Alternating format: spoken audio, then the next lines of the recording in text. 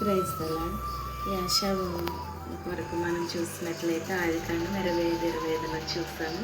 తర్వాత 36వ అధ్యాయం ఆదికాండం 36లో మనం చూస్తే ఎదోమని యాషావుని ఎదోము వంశావళి అని కూడా పిలుస్తారు. అయితే ఇక్కడ యాషావు వంశావళి మనం చూసినప్పుడు ఆదాను, సిబియోను కుమార్తె నాన్న, అహోలిబామ, ఇలాగా యాషావు కుటుంబం కొరకు ఇక్కడ రాయబడింది వాక్యంలో. మనం చూసినట్లయితే వారి బిడ్డలు యాషావు జనరేషన్ అంతా ఇక్కడ దేవుడు రాయించారు. ఇక్కడ చూస్తే వీళ్ళు షెయిరు మన్యములో నివసించేవారు. ఏదోమీయులు యాషావు వంశావళి, ఏదోమీయులు తండ్రి అయిన యాషావు వంశావళి అని మనం చూడవచ్చు.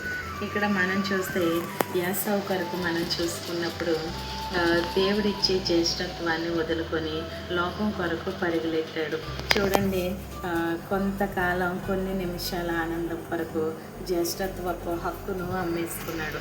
అలాగే ఇతను చేసిన పొరపాటు ఏంటంటే దేవునికి విరోధంగా ఉన్న అన్యులను వివాహం చేసుకొని వారి తల్లిదండ్రులకి ఎంతో దుఃఖాన్ని మిగిల్చాడు. ఈరోజు యవనస్తులు కూడా మన జీవితాల్లో కూడా మనం అవిశ్వాసాన్ని చేసుకుని ఎంతో ఏడుస్తా, దుఃఖిస్తా, బాధపడుతూ ఉంటాము. చూడండి, దేవుని చేతిలో మనం ఉన్నప్పుడు దేవుడు చక్కగా మనల్ని నడిపిస్తాడు. కానీ మనం ఎప్పుడైతే సాతాను చేతిలోకి వెళ్తామో మన జీవితాలు మనమే పాడు చేసుకుంటూ ఉంటాం. అందుకే దేవుడు ఈరోజు మనతో మాట్లాడుతున్నారు. యవన బిడ్డలో ఎంతో జాగ్రత్తగా ఉండాలి. యవన కాలంలో చిన్న చిన్న ఆనందాల కొరకు దేవుడిచ్చే ఆశీర్వాదాలని పోగొట్టుకోకూడదు. ఎందుకంటే యవనస్తులు దేవుని చేతిలో బలవంతులని దేవుని వాక్యం సెలవిస్తుంది. కాబట్టి ఎవరైతే యథార్థంగా ఉంటారో తన శరీరము దేవుని ఆలయం అన్నది దేవుడు మన శరీరాలు. ఆ శరీరాన్ని, ఆలయాన్ని ఎవరు పాడు చేస్తారో వాడిని నేను పాడు చేస్తానని దేవుడు సెలవిచ్చారు. కాబట్టి మన శరీరము మనం పాడు చేసుకున్నప్పుడు దేవుడు తప్పకుండా మన శరీరంలో పనిష్మెంట్ అనేది మనకిస్తాడు.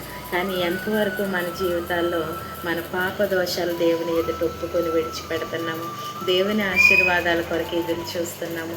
మనం చూసినట్లయితే చూడండి, యాషావు దేవుని దయ కొరకు ఎంతో కాలం వెతికాడండి.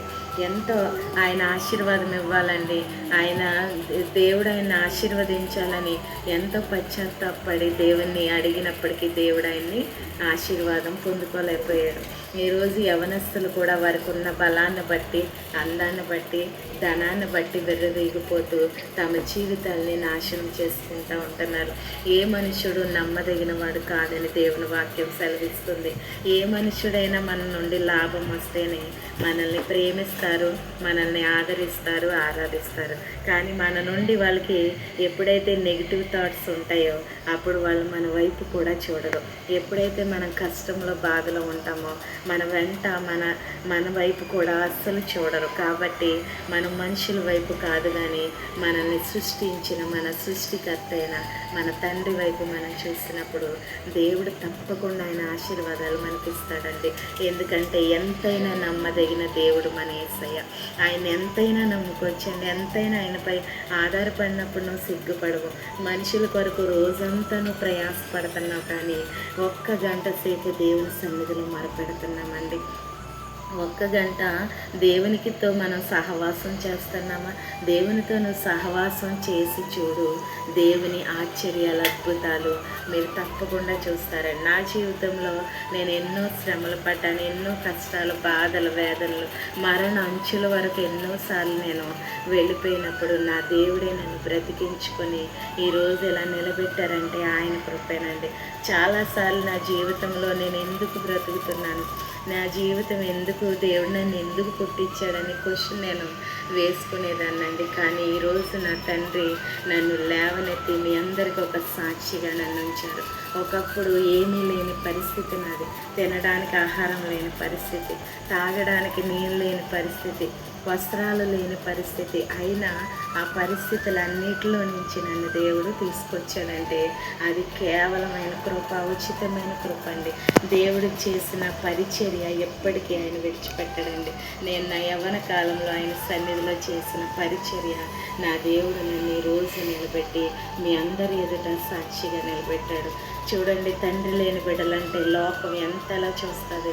అటువంటి నిందలు, తిరస్కారాలు, అవమానాలు, అవహేళన ఎదుర్కొన్నాను, కానీ నా దేవుని హస్తం నాకు తోడుగా లేకపోతే ఈరోజు నేను బ్రతికి మీ ముందు ఉండేదాన్ని కాదండి. నన్ను కూడా దేవుడు ఎన్నో కష్టాల నుండి నా జీవితం అయిపోయిందని అనుకున్నప్పుడు నా దేవుడు నన్ను చేయి పట్టుకొని లేవనెత్తాడండి. ఆయన చేయి నేను విడిచిపెట్టాను, కానీ నా చెయ్యి ఆయన విడిచిపెట్టలేదండి. మనందరము కూడా దేవుని హత్తుకున్నప్పుడు, దేవుని చేయి పట్టుకున్నప్పుడు దేవుడు మనకు తోడుగా ఉంటాడు. మన కష్టంలో కన్నీటిలో మనకి ఎవ్వరూ రారు, కానీ నా యేసయ్య నా కొరకు వచ్చారండి. అందును బట్టి దేవునికి నేను ఎంతగానో రుణపడి ఉన్నాను. ఏమిచ్చిన ఆయనకి నేను ఆయన రుణం తీర్చుకోలేనండి. కానీ ఈరోజు బ్రతుకున్నానంటే కేవలం ఆయన ఉచితమైన కృప మాత్రమే. అలాగే మన జీవితాలు దేవుని చేతిలో పెట్టినప్పుడు చక్కగా శూన్యం లాంటి జీవితాలు ఆయన చక్కని పాత్రగా మారుస్తాడండి. మనందరికీ దేవునికరంగా ఉంచుతాడండి దేవుడు. మనం ఆయన నమ్మినప్పుడు, ఆయనపై ఆధారపడినప్పుడు, ఆయన్ని హత్తుకున్నప్పుడు, ఆయనతో మనం సహవాసం చేసినప్పుడు మాత్రమే దేవుడు మనతో ఉండి మనలో ఉండి మనల్ని నడిపిస్తాడు. ఏశావు వలె దేవుని ఆశీర్వాదాలు కోల్పోయేవారిగా కాకుండా అవిశ్వాసాన్ని చేసుకుని ఏడుస్తున్న బిడ్డలతో దేవుడు మాట్లాడుతున్నాడు. ఇదిగో నీ దుఃఖ దినములు సమాప్తములైనవి. దేవుడు త్వరలో మీ గొప్ప కార్యాలు చేస్తున్నాడండి. మీరు నమ్మినట్లయితే, విశ్వసించినట్లయితే దేవుని కార్యాలు ఈ రోజు నుండే మీ జీవితంలో చూస్తారు. దేవుడు మిమ్మల్ని దీవించునుగాక. ఆమేన్.